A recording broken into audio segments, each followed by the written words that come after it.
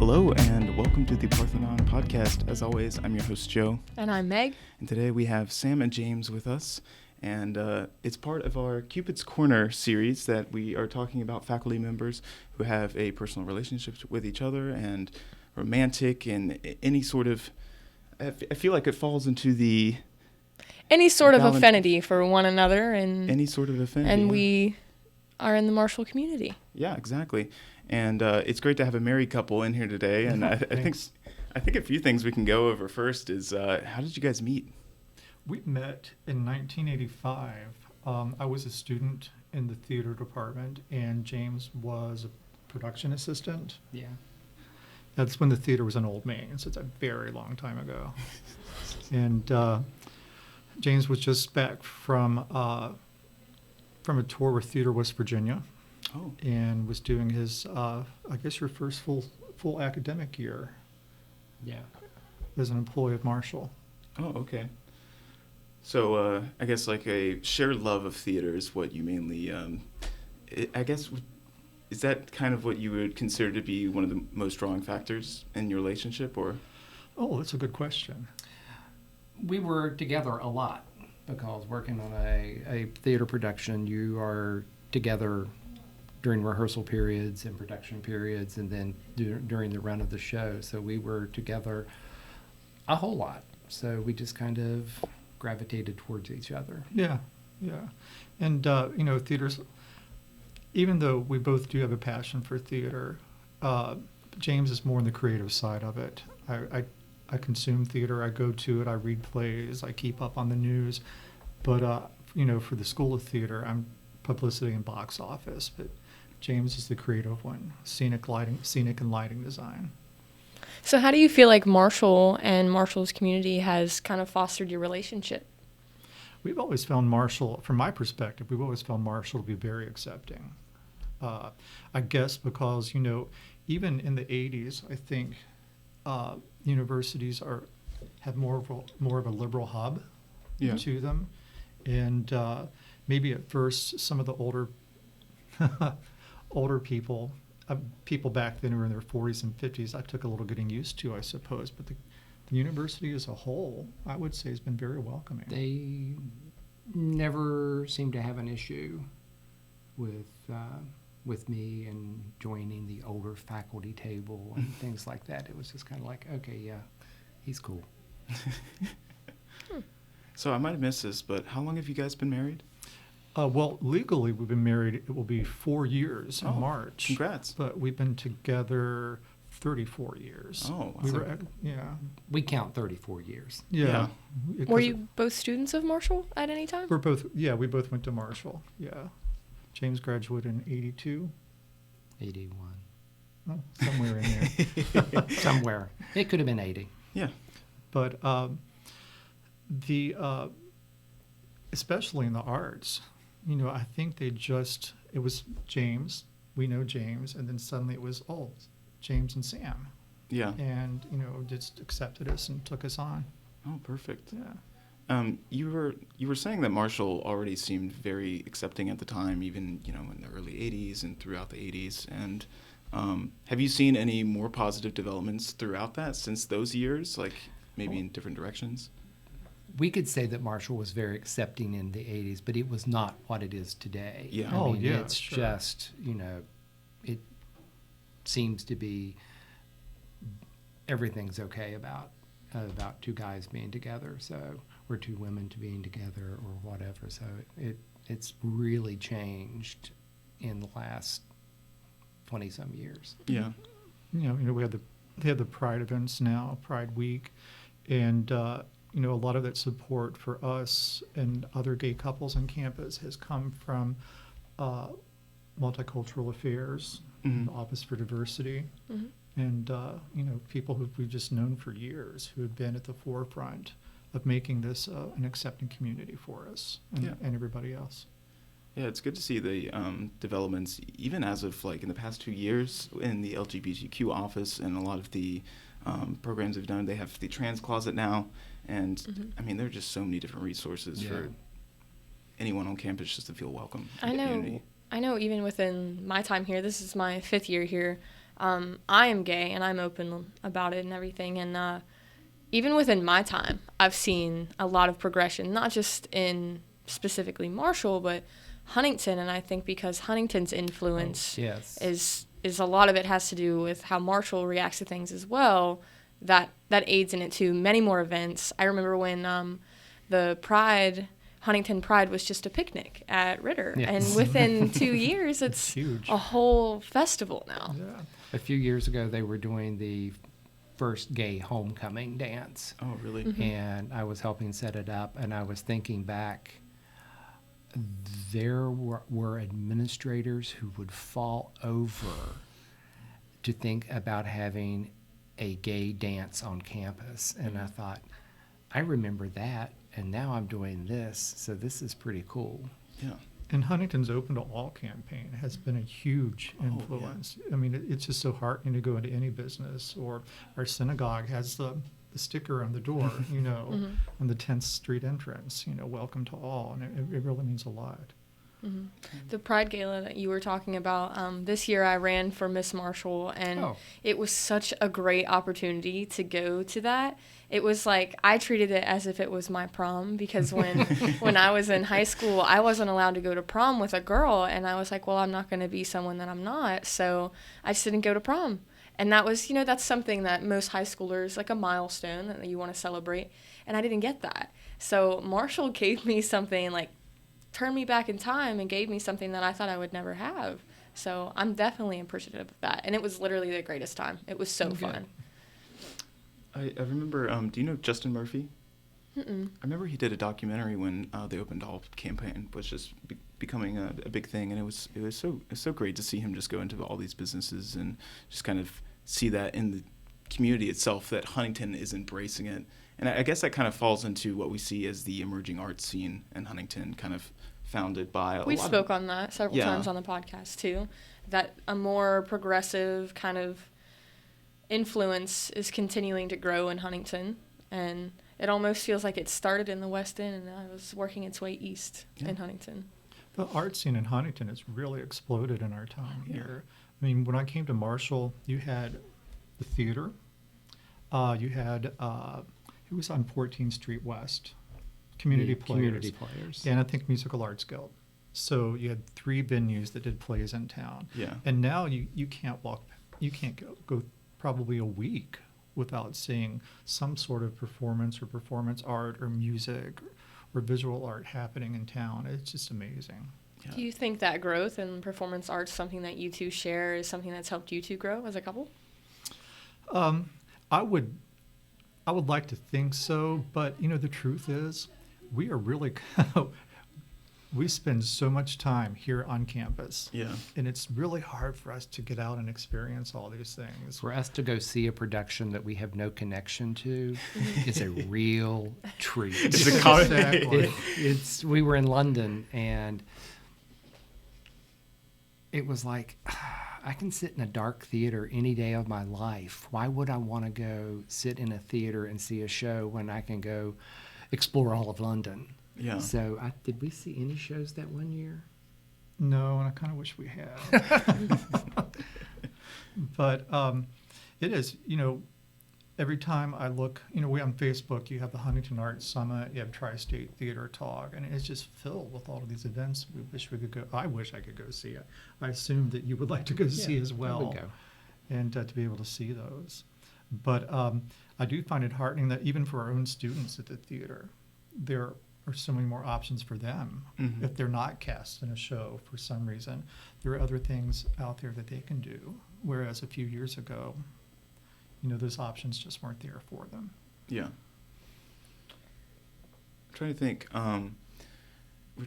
In talking. Oh, sorry. Go ahead. I have a question. Yeah, go ahead.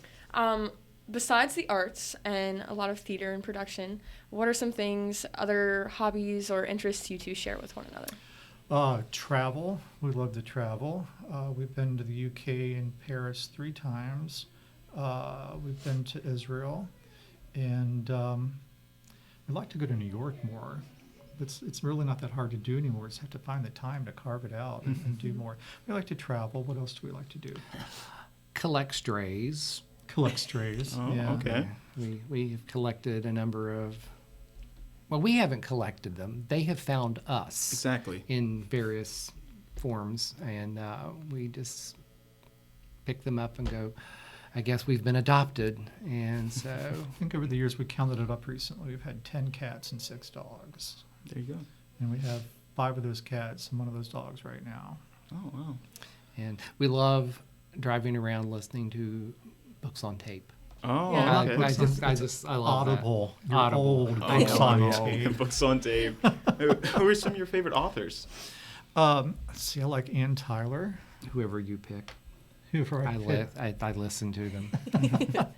You like Anthony Horowitz. Yeah. Right now we're actually listening to the full unabridged version of Fried Green Tomatoes. Oh, really? A friend loaned us their CD of it several years ago, and it was like 2.5 hours long. And I thought, I'm sure this book is longer than this. Yeah. And it's like 10 hours. So, we're working our way through that. We love biographies. We have Blanche Wiesen-Cook's 3-volume biography on Eleanor Roosevelt. As soon as we're finished with Fried Green Tomatoes, we will listen to the final part of Eleanor Roosevelt's biography, the war years and the White House years. We like to cook. We do. Who does more cooking? You know what? When we started out, James is a little older than me. He did more of the cooking, but now I think it's pretty much 50-50. Yeah, we just share the kitchen. And it's this little dance in the kitchen. Our kitchen isn't very large, so you're just kind of snaking around each other. He's at the stove, I'm at the counter, I need the cutting board, just moving around each other like that. But, the Jones Huber Performing Arts Center has about 200 events in a year, besides what the theater does and the university does. So I'd say you are there. Oh, there are 52 weeks in a year. He's probably there 50 weeks a year with wow. events. Yeah, sometimes we just got off of a 19 straight working day schedule. Wow. Yeah. Saturday and Sunday are just another day of the week. Yeah. It's like Yeah. events happen all week long. So And we try to get as much time with our families as possible. Yeah. we'd have which to gets say harder and harder. Sodexo feeds us a lot. Sodexo has fed me a lot in the last several years as well. Oh, yeah. Are you both from Huntington? I'm from Beckley. Okay. And I'm from Eleanor, a little town in Putnam County. That's incredible that you guys found each other through like Marshall and everything like that. It's great to hear that. What are some of your favorite things about one another? That's always my favorite question to ask. James is dependable, loyal, caring, and kicks my ass in a gear sometimes. He makes me slow down and stop periodically because I can be just a bit of a workaholic. And that was one of the first things I noticed was he would say, why don't we just take a break now? And Yeah. I'd like, okay. And then he would make me stop and eat, Yeah. which was also I something. still have That's to make him important. stop. Yeah, and eat. I just kind of get in a groove and I don't eat. And he's sweet and he's kind and thinks about me in little tiny ways that are just beautiful. Oh, thank you. So in what ways would you like to see your relationship grow in the coming years? James is looking at retirement in the next couple of years, and I'm a few years behind that. So I guess just to be able to spend more us time together. I think that's not such a unique situation. I mean, I think a lot of couples, no matter whether you're in your 20s or your 70s, you just want to be able to carve more time out for yourselves, private time. Just that point in your life when, we can just hop in the truck and drive wherever we want to, spend the day however we want to, the weekend or the week however we want to, which means we'll have to stop collecting animals. But, just to be able to carve out more time for each other. How does that work? Who takes care of your animals when you guys are traveling? Oh, well, our trusted veterinarian, Dr. Stephanie Smith at Stonecrest, watches our dog when we're out of town, and our trusty neighbor, Janie, watches the cats when we're out of town. They're a little more self-sufficient. Right. Yeah, true. But I think that would be it, just to be able to spend more time with each other. Spend time and travel. People ask, are you going to move away from Huntington when you retire? And I'm like, no. First, it's so much cheaper to live here than it is in any of the other cities that we would want to visit. Yeah. And we can go wherever we want to, and then we can come back to our house, which is paid for. Yeah. And the idea of having another mortgage is just like, no. You don't need that. Nope. So, sorry, go ahead. No, I was going to say the only regret I have, it's not a regret with James. I hear stories from people who, before they came back to West Virginia, who grew up here, they lived in New York City, or they lived in Los Angeles, or they lived, they have an experience outside of Appalachia, in their lives. That's the one thing I think I missed, was a chance to live somewhere else, to have something to compare it to, particularly a large city. Yeah.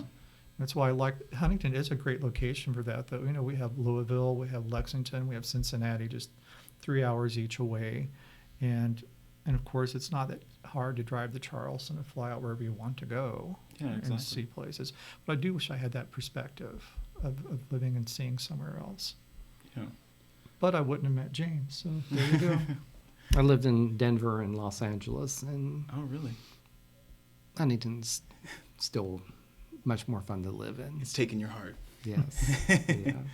The idea that you can get in the car and drive somewhere in a half hour and not have 3.5 hours of traffic. Oh, yeah. That was, Los Angeles was like, what? It's crazy. It's a whole afternoon just I trying to hear- get somewhere. I hear LA is very difficult to navigate. It's just so area-wise big. And just highway after highway, and everything's on the other side of the town or on the other side of the hill, or it was a change. That's probably the biggest place I've lived. So, we're almost out of time for the interview portion, but if you don't have any further questions, I'd like to ask you guys, what is some advice you could give to some couples who are starting a long-term relationship in Huntington, or any LGBTQ members, in terms of what they have about sustaining a long-term relationship just throughout Huntington? I think the biggest thing I had to learn was compromise. James describes himself as a workaholic, and I will read on a sofa all weekend or watch Netflix without moving, except to get up and eat. And we also have different taste in entertainment and things we like to do. It's me learning about how much this guy really gets into renovating a house or taking on a project. He loves it. And this old house is his fantasy job. Yeah. Exactly. I actually love that show. So Yeah. There you go. I use things I've learned from this old house in my job every day at the theater. It's like, oh, I know how to do this. Norm taught me. So my big show right now is Barnwood Builders, and I'm just fascinated with that. But I've really had to temper myself to understand that he has interest outside of and learn new things and things that I would enjoy. Yeah. That he could enjoy, and vice versa. What about for you? I forgot the question. Advice for young couples starting out about sustaining a relationship. It's not going to happen all at once, and you're going to learn things as you go along. And that I think one of the biggest things is, don't create these unwritten contracts where, of course, when you're a new couple, it's like, oh, okay, so they kick their shoes off when they come in the door, and there's 50 pair of shoes by the door. It's okay. And then after about 8 months of that, you're like, why do you leave your shoes at the door? But it was it was okay in the beginning. It's not okay now. So it was like an unwritten contract that you don't leave your shoes at the door, or you help each other out. And I've noticed that in a lot of couples who've said, oh, they drive me crazy because they do this. I said, did you ever tell them that is a problem in the beginning. Like, Communication. well, no. Yeah. Exactly. So, yeah. And you will argue sometimes. That's going to happen. A fight is not the end of the world. Yeah. But we do have one, this will sound so mushy. Never go to bed angry. Nope. We don't. You've got to resolve it, but don't sleep on it. Work it out before the end of the day. Sometimes it's a long few hours or several hours, but just at least come to some sort of consensual place where you can go to bed with a clean conscience and Yeah. hopefully learn from it. One of our friends asked, who wins your fights? And it's like, Both of you? we don't really fight. And then that's the first time I ever thought about it, was like, we don't really fight. And I think we don't argue as an art form, but you do occasionally get mad at each other for something. Usually for me it's something inconsiderate, and I have my mother's tongue, and sometimes things will just fly out of my mouth. Not horrible, mean things, just I could have phrased that differently Yeah. or tempered that more. Is that, yeah. And like you said, I'm a workaholic. I'm also, because of my job, I am a list maker, detail maker. And so I get up with a plan in my head, and I usually have a process we're going to do. And then if we get thrown off into another direction, it's like, that wasn't the plan. But And he can hear me roll my eyes from I upstairs. truly, I can. He really does not like home projects. Mm. And I'll say, did you just roll your eyes? But he is a helper when we have a project, and we moved thousands of stones from the front yard to the backyard, and it was grueling.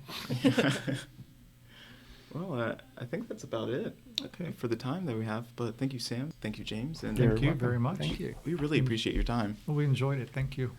Thank you. Hello and welcome back. We just did the interview portion with Sam and James, and I think it went pretty well. I think it did too. It was fun. It was a lot of fun to just talk to a couple who's been together for so long, especially at Marshall, with academics, and it's a good time. Hmm I would also like to apologize for looking like I had to sneeze the entire time, because I definitely did, and I was holding that sucker back. If you guessed she had to sneeze, you were right. I was like, so how has your relationship grown? And just held it in. That was it grown. Just feels like I'm sniffing pepper. You might be. Where? Doesn't feel good. I'm sorry. It's okay. But you know what can make you feel better? Tell me, Joe. Music. In the Music Alive concert series from Marshall. And so, funny enough, it's spelled M-U-S-I-C, and the M-U is emphasized. I get it, because we're Marshall University. Yeah, that's how it be sometimes, So, the Music Alive concert series is a concert series that features guests and artists and university faculty actually playing for students, and it's been around for the past 14 years.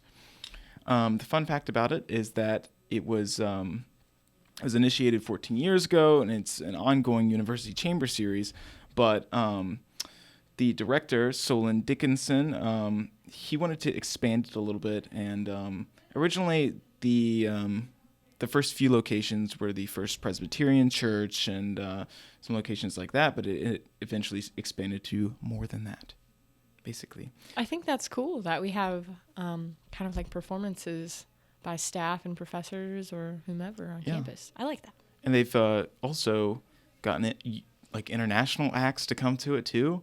Yeah? So it's a good mix. I mean, it was originally, there were only 5 or 6 programs a year, but after a few years, Dickener, he expanded it to 10 concerts a year to have one a month for the whole academic calendar. One a month? Yeah, one a month. That's exciting. Yeah, it's crazy that it's expanded beyond that, and they're able to fill those slots in Huntington. It shows you how many music artists are here right in Huntington. Go Herd. Go Herd. Go music and go arts and go Herd. Exactly. So I think one of the this month's performance, which took place this past Wednesday and Thursday, one of the performers was Julio Alves, who is also a professor here at Marshall. So there you go. And so the next program, entitled From Wine to Berlin, will take place on Thursday, March 12th with 2 shows. One at the First Presbyterian Church at 12 p.m. and one in the Smith Recital Hall at 7:30 p.m. One other thing is the MU Fencing Club. So after mentioning he was once captain of the University of Southern California's fencing team, a student approached Del Kroll and asked him to be the advisor of Marshall University's fencing club. Kroll, the program director for classes at MU, said he enjoyed fencing because anyone can do it. And what's really interesting is I've really never heard of the fencing club before this, like a whole lot. I don't really think I had either. Did we have one, or was he starting it? We had one, and then he said he would like to be... The advisor for it? Oh, yeah, I guess it was just started pretty recently because he asked him to be the advisor for it.